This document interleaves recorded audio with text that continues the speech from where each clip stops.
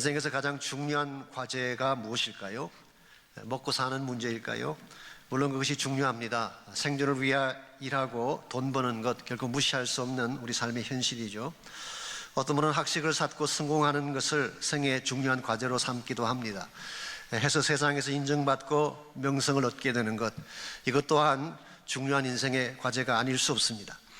그러나 이 모든 과제들이 중요하고 필요하긴 하지만 죽음이라고 하는 한 단어 앞에 그 모든 힘을 잃고 맙니다.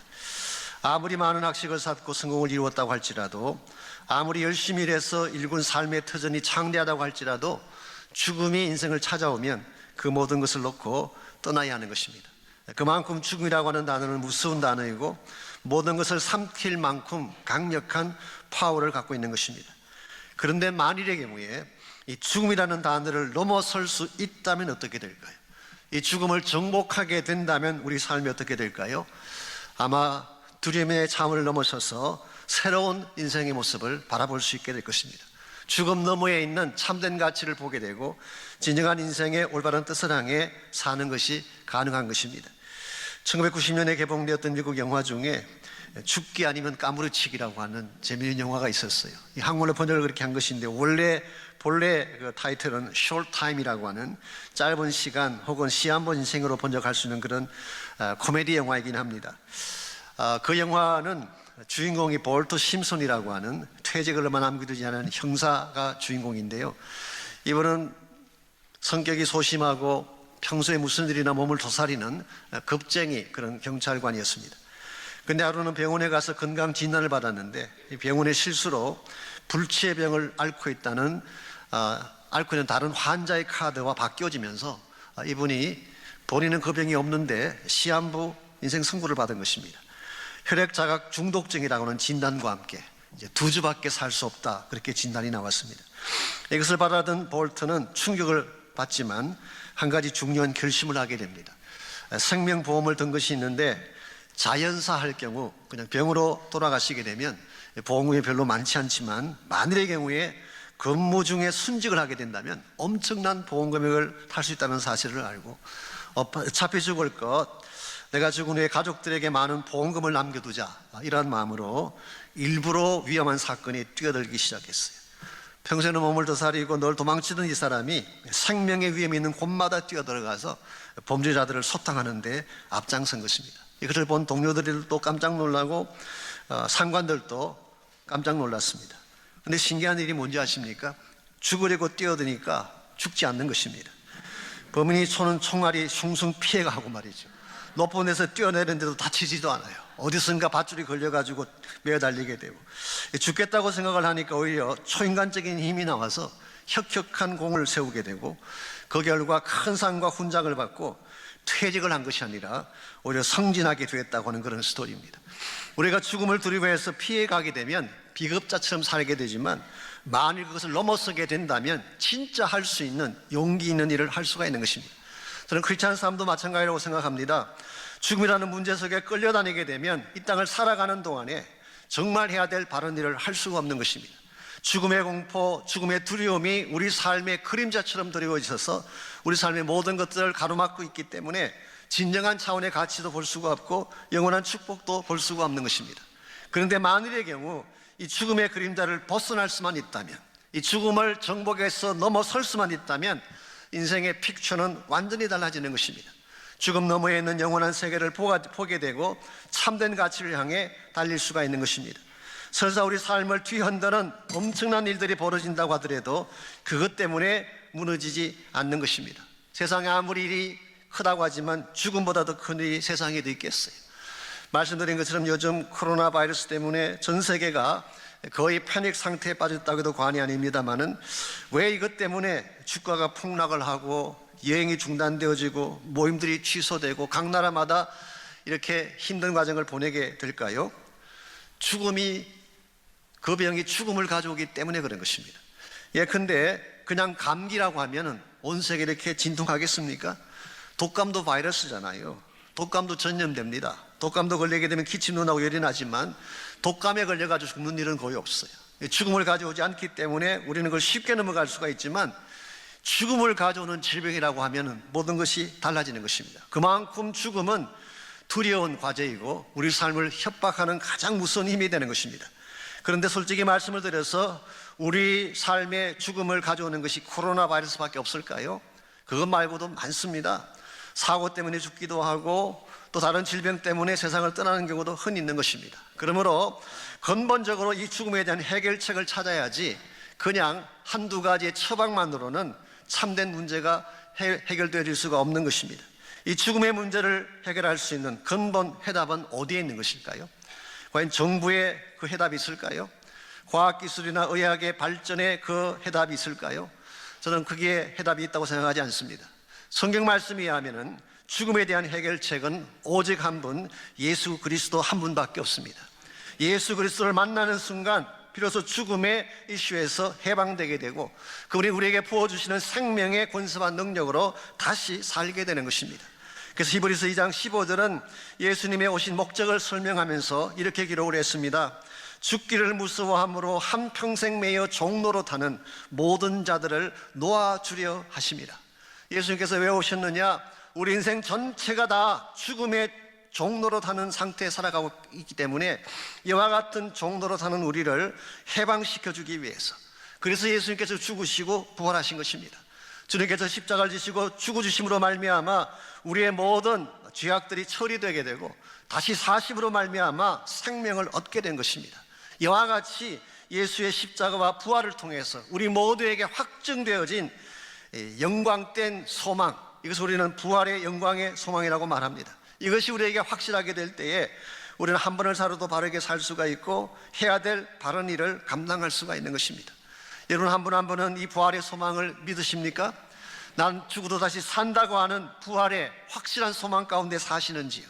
정말 우리가 이 소망을 확신한다면 나는 죽어도 다시 살 수 있고 죽음 이후에 더 영광된 삶이 기다리고 있다는 것을 분명히 확신한다면 이 땅에 살아가는 동안에 무엇을 위해 살아가야 될까요? 나에게와 같은 확신이 있음에도 불구하고 이 땅 가치에 젖어서 이 세상의 무엇을 위해 달려갈 수가 있겠습니까? 그렇지 아니할 것입니다. 하나님 나에게 부여하신 참된 과제를 향해서 진정한 의미가 있는 삶을 위해서 달려가게 될 것입니다. 우리가 이 부활의 영광을 확신하는 가운데에 하나님 우리에게 부여하신 참된 과제를 바르게 이룩하려면 무엇이 필요한지 오늘 주신 이 본문을 가지고 함께 정리해 보려고 합니다. 오늘 같이 읽은 이 본문의 말씀은 사실 부활장의 마지막 결론 부분이죠. 그동안 고린도서 15장 말씀을 통해서 부활의 역사성에 대해서, 부활의 당위성에 대해서, 또 누구도 거절하지 못할 부활의 능력에 대해서 다루었습니다. 그리고 부활이 가져올 영광과 영원한 열매를 함께 나누었죠. 오늘 본문의 말씀은 이와 같은 부활의 소망을 가진 자들이 반드시 실천해야 될 삶의 과제를 오늘 본문을 통해서 소개하고 있습니다.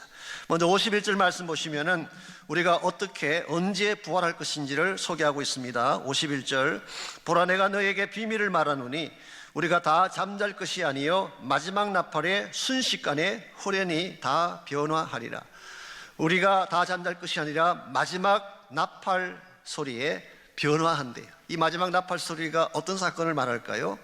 이것은 주님의 재림 사건을 말하는 것입니다. 예수님께서 재림하실 때에 호령과 천사장의 소리와 하나님의 나팔 소리로 재림하신다고 성경 기록하고 있어요. 예수님께서 이와 같이 재림하실 때가 되면 성도들의 몸이 순식간에 호련히 다 변화된다.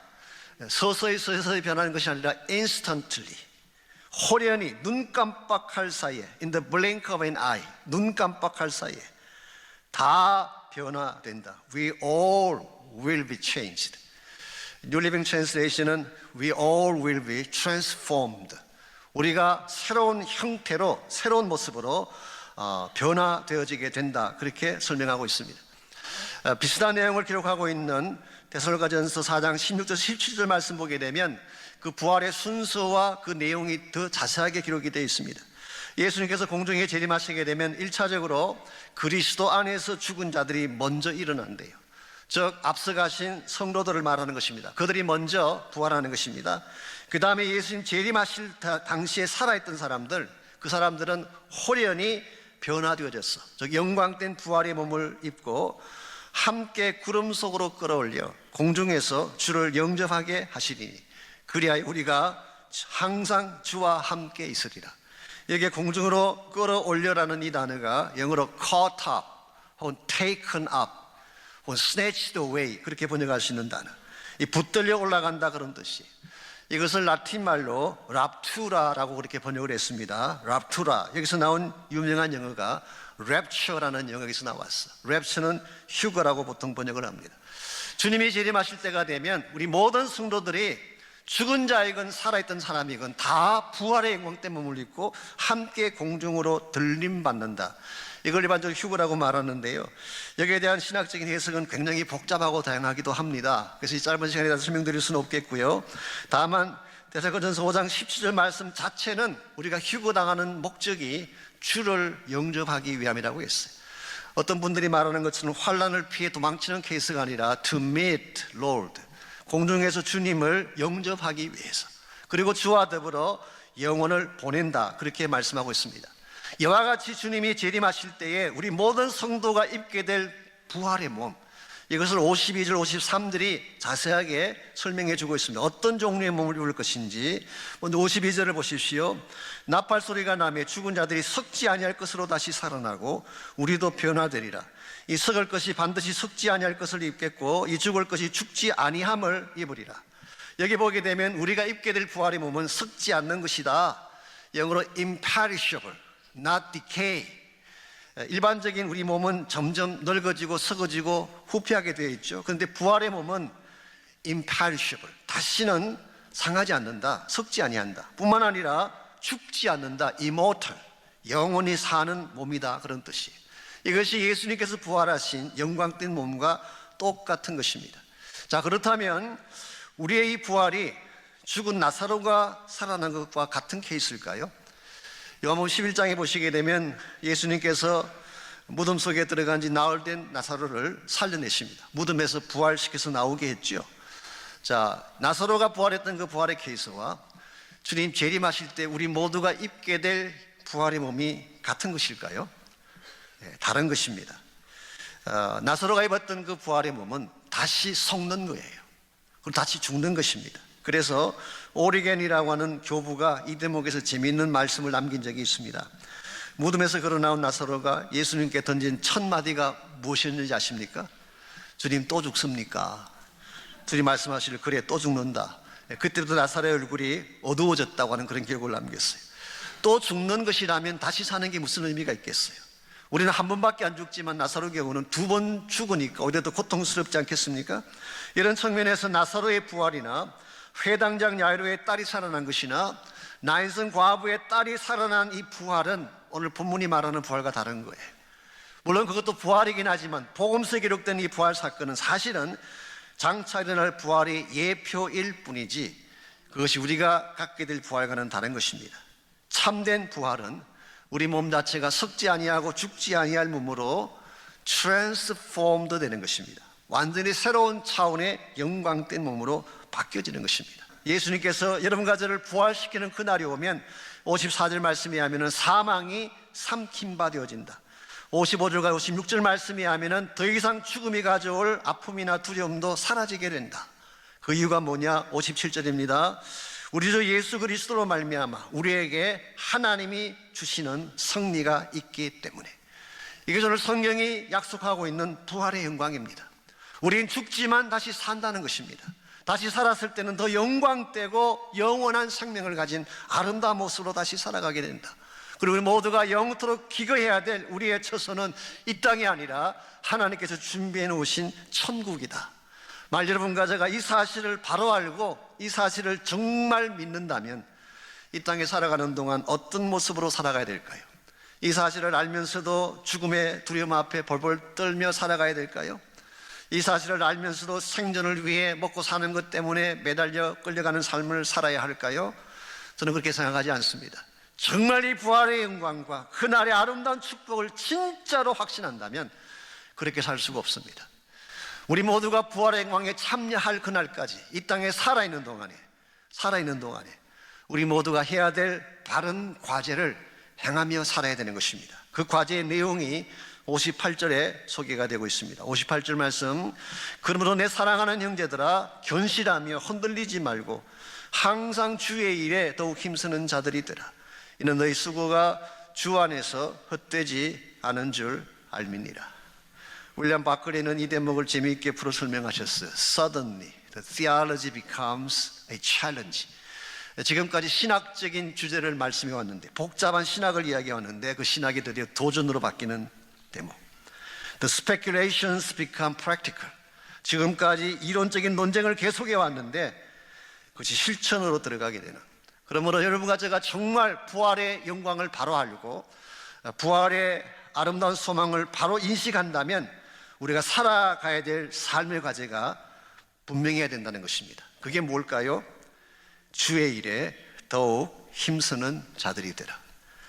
더 이상 나의 일도 아니고 세상 일도 아니라 주님께서 우리에게 부여해 주신 과제가 있는데 그 과제를 위해 전심을 다해 달려가라, 그런 뜻이에요.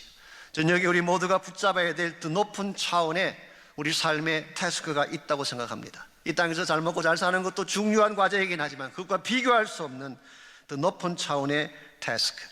빌립보서 3장 14절에서 사도 바울은 이것을 하나님이 위해서 부르신 부름의 상이라고 표현했어요. 우리 KCCC에서는 이것을 higher calling이라고 불렀어요. 높은 차원의 부르심. 이게 하나님 나라를 위한 부르심이고 킹덤 비전을 이루기 위한 과제라고 할 수가 있습니다. 정말 여러분과 제가 부활의 영광을 바로 알고 부활의 소망을 바로 확신한다면 주님 다시 오실 길을 예비하는, 이게 복음과 선교의 과제를 말하는 것입니다. 여러분과 제가 정말 이와 같은 God-given task, 하나님이 주신 그 태스크를 잘 감당해 나갈 때 우리 삶은 가치 있게 되고 주님 다시 오실 때에 주님께 올려드릴 영광된 열매가 있게 되는 것입니다. 개인이건 하나님의 교회이건 마지막 시대를 사는 여러분과 제가 세상의 과제를 위해 인생을 다 쓰기보다는 킹덤 태스크, 하나님 나라의 과제를 위해 우리의 삶이 쓰임받기를 원하고, 그렇게 될 때에 교회도 바른 교회가 되고 여러분 개인의 삶도 가장 가치 있는 열매가 있는 삶을 살아갈 수가 있습니다. 우리가 어떻게 하면 이 위대한 킹덤 태스크, 하나님 나라의 과제에 부르심을 받고 이것을 성취하며 살아갈 수가 있을까요? 오늘 본문에 보시게 되면 하나님 나라 과제를 이룩하는 데 꼭 필요한 세 가지 요소가 오늘 본문에 소개되어 있습니다. 제가 간단히 소개해드리자면 첫 번째로 new nature, 새로운 체질이 필요합니다. 두 번째로 new power, 새로운 능력이 필요해요. 세 번째는 new commandment, 새로운 헌신이 필요한 것입니다. 우리가 하나님 나라를 위한 이 과제를 성취하려면 1차적으로 새로운 체질, new nature가 필요합니다. 우리에게는 두 가지 체질이 있습니다. 하나는 육체적인 체질이고 또 하나는 영적인 체질이에요. 육적인 체질이라고 하는 것은 sinful nature, 죄성을 가진 체질이라 그렇게 부를 수도 있고, 혹은 carnal nature, 육신의 소욕을 따르는 체질이라 그렇게 부를 수도 있어요. 그 반면에 영적인 체질은 spiritual nature, 성령을 통해서 주어지게 되는 새로운 차원의 우리의 체질을 말하는 것입니다. 자, 50절을 보시면은 육적 체질은 하나님 나라를 유업으로 받을 수 없다고 먼저 선포하고 있습니다. 50절, 형제들아 내가 이것을 말하노니 혈과 육은, 여기서 혈과 육이라고 하는 것은 육적 체질을 표현한 것입니다. 이 플래시, 육신적인 소욕을 말하는 것입니다. 이와 같은 혈과 육의 소욕은 하나님 나라를 이어받을 수가 없다. Cannot inherit the kingdom of God. 하나님의 나라를 유산으로 받을 수 없다. 또한 섞는 것은 섞지 아니하는 것을 유업으로 받을 수 없다, 그렇게 말씀하고 있어요. 만약 여러분과 저의 삶이 육신이 요구하는 대로, 육체가 이끄는 대로만 계속 살아가게 된다면 결국 맺게 될 열매가 어떤 것이겠어요? 우리가 육체의 소욕을 따라 살게 되면 필연적으로 맺게 될 삶의 열매, 그런 것들이 무엇일까요? 갈라디아서 5장 19절 21절까지를 보게 되면 그 열매가 잘 나열되어 있습니다. 음행과 더러운 것과 우상 숭배와 시기와 분쟁과 당지는 것과 투기와 술 취함과 방탕함 같은 것, 이와 같은 일을 행하는 자는 하나님 나라를 유업으로 받을 수 없다고 기록하고 있어요. 물론 이 말의 뜻은 이것을 지속적으로 계속하는 케이스를 말하는 것이긴 하지만, 만약 우리의 삶이 이와 같은 육적인 체질에만 이끌어 살게 된다면 결과적으로 우리는 하나님 나라를 유산으로 받지 못하고 허무한 인생을 마칠 수가 있다는 것입니다. 그래서 우리에게 필요한 것이 영적 체질이에요. 영적 체질이라고 하는 것은 우리 스스로 만들 수가 있는 것이 아닙니다. 예수님을 영접할 때에 성령께서 우리에게 부어주시는 새로운 네이처가 영적 체질이에요. 이와 같은 영적 체질을 갖지 않고는 우리가 무엇을 하든지 하나님을 기쁘시게 하는 삶을 살 수가 없어요. 여러분과 제 삶이 날마다 주님 앞에 나아가서 나의 옛 속성, 옛 체질을 다 토해내고 성령의 이끄심을 받을 때에 우리 삶이 영적 체질로 변하고 그때 맺게 될 열매가 갈라디아서 5장 22절 23절에 기록된 성령의 9가지 열매가 되는 것입니다. 사랑과 희락과 화평과 오래 참음과 자비와 양성과 충성과 온유와 절제. 이와 같이 아름다운 열매는 영적 체질이 되었을 때 또 천국 백성이 맺을 수 있는 열매이지 육적인 체질만 가지고는 절대로 이와 같은 열매를 맺을 수가 없는 것입니다. 이런 면에서 여러분이 정말 하나님 나라 일꾼이 되기를 원하시고 주의 나라 사명에 달려가기를 정말 원하신다면 우리의 육적인 체질을 내려놓고 날마다 주 앞에 나가 기도하고 하나님 말씀 붙잡고 성령 안에 거함으로써 여러분의 체질이 영적으로 변화되어져 가야 돼요. 미움과 분쟁의 체질이 사랑과 용납의 체질로 변화되어져 가야 돼요. 항상 절망하고 문제만 생기면 선뿌리를 쏟아내던 체질이 기쁨과 평안의 체질로 바뀌어야 돼요. 욕망과 야망에 노예처럼 끌려가던 우리의 삶이 축복과 나눔의 삶으로 바뀌어져야지. 세상과 섞여 살면서 세상 쾌락만 추구하던 우리의 삶이 기도와 예배의 체질로 바뀌어져야지. 그래야지 하나님 나라 백성답게 사는 것입니다. 오늘 여러분의 마음속에 여러분의 삶의 현실 가운데에 어떤 체질이 더 많은가를 점검해 보시고 성령의 체질이 더 필요하신 분들, 하나님의 영적인 체질을 더 소유하기를 원하시는 분들이 계신다면 더 간절한 심령으로 주께 나가셔서 기도하시고 날마다 말씀을 통해서 변화받는 축복이 있기를 바랍니다. 두 번째로 하나님 나라 과제를 이루려면 새로운 능력이 필요합니다. 체질도 바뀌어져야 되지만 새로운 차원의 파워가 있어야지 하나님 나라 과제를 이룰 수가 있는 것입니다. 우리 인간에게도 물론 능력이 있습니다. 그렇지만 인간이 가지고 있는 ordinary 능력으로는 죽음이 지배하는 이 세상을 이길 수가 없어요. 일반적인 것은 감당할지 모르지만 죽음의 파워는 우리 가진 일반적인 능력으로 절대로 이길 수가 없습니다. 그런데 만일 우리 안에 부활의 능력이 함께 한다면, 예수님께서 부활하신 부활의 파워가 우리 안에 임재하게 된다면 우리는 사망의 권세도 이길 수가 있고 어떠한 흑암의 권세도 감당해낼 수가 있는 것입니다. 그래서 55절부터 57절까지를 보시면 사도 바울의 본문을 통해서 두 가지 종류의 힘의 근원을 소개하고 있습니다. 첫 번째가 사망이 가진 파워. 여러분, 사망에는 힘이 있습니다. 사망에는 권세가 있습니다. 특히 오늘 보면은 사망의 이 권세를 쏘는 것이라고 표현했어요. 쏘는 것. 사망한 너의 승리가 어디 있느냐? 사망한 내가 쏘는 것이 어디 있느냐? 영어 성경은 stings. 이 sting이라고 하는 것은 찌르는 것이죠. 이 말벌이나 곤충이 가진 이 독침을 우리가 스팅이라고 말할 수가 있습니다. 여러분이 만일 독침 맞게 되면 어떤 일이 벌어질까요?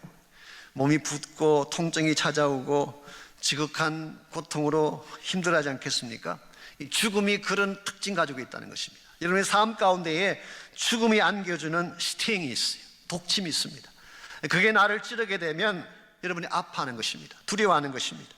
때로는 여러분의 삶 전체가 마비되기도 하는 이것이 바로 죽음의 독침이 가져오는 것인데, 이와 같은 죽음의 힘은 죄에 쏘는 것이라고 말씀하고 있어요. 죄를 짓게 되면 그 죄가 죽음의 독침을 가져오는 것입니다. 그리고 죄의 파워는 율법으로부터 오는 것이다. 즉 율법의 그 기능이 정죄하는 기능이기 때문에 율법을 통해 정죄를 받게 되고 정죄받은 그 죄가 사망의 독침을 가져오게 되고 그 독침 맞게 되면 여러분은 비틀거리게 되고 죽음의 포로가 되어 끌려가게 되는 것입니다.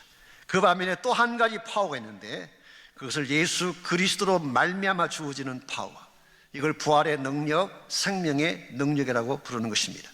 이 능력이 우리 안에 임재하게 되면 모든 사망 권세를 잠재우게 되고 참된 생명과 치유 회복을 경험하게 되는 것입니다. 57절 말씀은 그 사실을 우리에게 잘 설명해 주고 있습니다. 우리 주 예수 그리스도로 말미암아 우리에게 승리를 주시는 하나님께 감사한다. 주 예수 그리스도로 말미암아 주어진 승리가 무엇을 통한 승리일까요? 쉽게 말하면 십자가를 통한 승리, 두 번째는 부활을 통한 승리를 말하는 것입니다. 예수님께서 오셔서 행해 주신 두 가지 가장 중요한 사역이 십자가의 죽으심과 부활 아니겠습니까?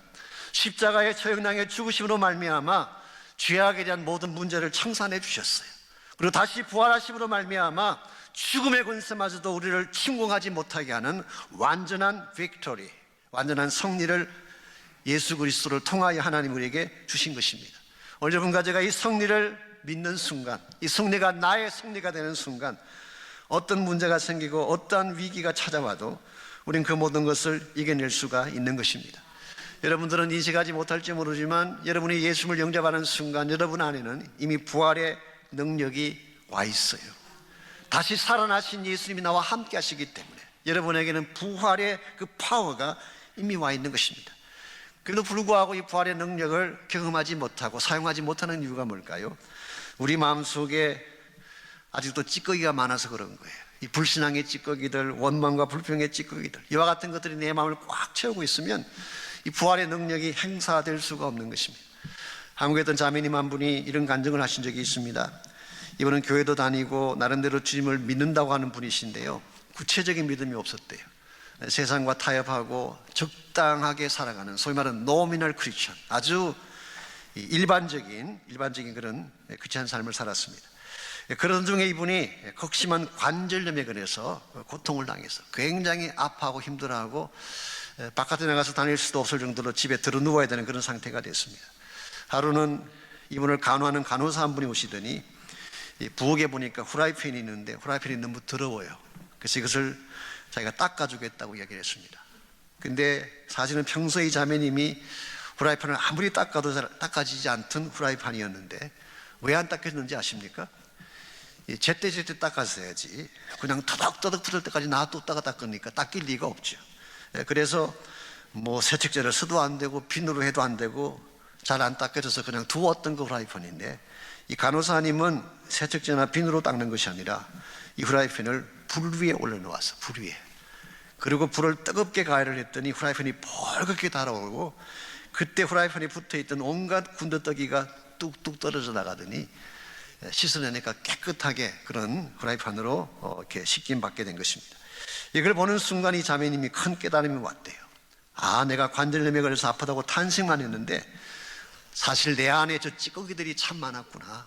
하나님을 원망하는 찌꺼기도 있고 불평하는 찌꺼기도 있고 하나님 뭐라고 말씀하셔도 믿지 않는 불신앙의 찌꺼기도 있고, 이와 같이 찌꺼기가 꽉 차 있으니까 어떻게 내가 하나님을 깊이 만날 수가 있겠는가. 그래서 하나님이 내 신앙의 군더더기를 다 떨어뜨려 주시려고 나를 불 가운데 집어넣으신구나, 그렇게 생각하고 그때부터 이분이 마음에 쌓여있던 군더더기를 토해내고 회개하고 자복하는 중에 그의 육신을 지배하고 있던 통증이 떠나가고 깨끗하게 치유됐다는 그런 간증을 하셨어요. 오늘날도 하나님께서는 여러분과 저의 삶에 이와 같은 치유를 주기를 원하세요. 우리가 항상 질병에 시달려 살고 고통 가운데 힘들게 살아가고 탄식과 신음 가운데 사는 것 하나님 원치 않으세요. 우리에게 생명 주기를 원하시고 회복 주기를 원하시고 참된 복을 안겨주기를 원하시는데, 문제는 죄악의 찌꺼기가 가로막고 있는 것입니다. 혹시 여러분 가운데에 이런 마음 중심에 많은 찌꺼기들을 가진 분이 혹시 계신다면 이제 성령의 은혜 앞에 다 토해내시고 다시 하나님의 은혜를 누리시기를 바랍니다. 그때 여러분의 삶도 파워풀하게 변화되게 되고 모든 어둠의 권세와 질병의 고통을 이기게 되는 것입니다. 이와 같이 우리가 하나님 나라의 태스크를 감당하려면 1차적으로 우리의 본질 자체가, 체질 자체가 바뀌어야 돼요. 두 번째는 나의 능력이 아니라 부활의 주님을 통해 주어지는 생명의 능력이 필요합니다. 마지막 세 번째로 필요한 것, 새로운 차원의 헌신이 있어야 되는 것입니다. 58절을 다시 보십시오. 그러므로 내 사랑하는 형제들아, 견실하며 흔들리지 말고 항상 주의 일에 더욱 힘쓰는 자들이 되라. 이는 너희 수고가 주 안에서 헛되지 않은 줄 알미니라. 여기 보게 되면 견실하며 흔들리지 말아라. 옛날 번역에는 견고하며 그랬는데요, 영어 성경은 stand firm, 똑바로 쓰라는 것입니다. 그리고 흔들리지 말아라. Do not be shaken. 흔들리지 말아라. 자, 바울이 왜 이와 같은 권면을 고린도 성도들에게 했을까요? 실제로 그 당시 고린도 성도들의 삶의 정황이, 그들의 삶이 흔들림이 있고 그들의 삶이 부서짐이 있었기 때문에, 아마도 핍박의 바람 때문에 그들의 삶에 터진 송두리째가 흔들리는 위기를 겪었을 수도 있습니다. 두려움이나 불안 때문에 내일을 기약하지 못할 수많은 사건들 때문에 그들은 어려워하고 힘들어하는 삶의 정황을 통과했을 가능성이 많습니다. 그러한 자들을 향해서 더 이상 흔들리지 말고, 더 이상 좌우로나 치우치지 말고, 내가 너희들에게 맡기신 주의 일에 더욱 힘쓰는 자들이 되라. 이제 더욱이라고 번역한 이 단어가 abounding, 더 풍성하게, 그 어느 때보다도 더 많은 양으로, 혹은 excel, 그 모든 것을 뛰어넘어서 그렇게 번역할 수 있는 것입니다. 핍박이 없고 편안할 때보다도 더욱더 더 힘있게, 더 파워풀하게 그 모든 것을 넘어서서 주님의 일을 힘쓰는 자들이 되라.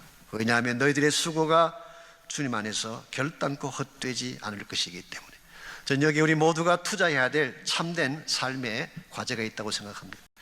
여러분에게 주어진 시간이나 물질이나 여러분의 모든 것들을 어디에 투자하게 되면, 어떤 과제를 위해 사용하게 되면 헛되지 아니한 진정한 차원의 열매가 맺어질 수 있을까요?